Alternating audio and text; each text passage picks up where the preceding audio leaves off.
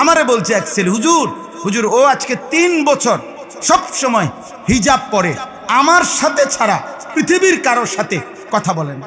সুবহানাল্লাহ।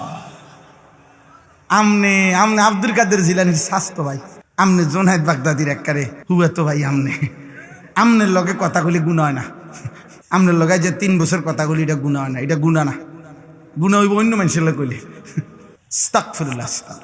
আমি তখন ওই যুবককে বলছিলাম, যুবক শুনো, 3 বছর ধরে যেই মেয়ে বিবাহ বহির্ভূত তোমার সাথে সম্পর্ক, সে যদি হিজাব না, আমি বললাম আনিসুর রহমান, আমি বললাম সে যদি লেফও গাও দেয়, কম্বলও গাও দেয়, সে যদি লেফ কম্বল গাও দিয়েও থাকে, এরপরও সে বেহায়া বেহায়া বেহায়া চরিত্রহীন মেয়ে, চরিত্রহীন মেয়ে, চরিত্রহীন মেয়ে। ফাহিয়া জানিয়া, সে ব্যভিচারিণী নারী।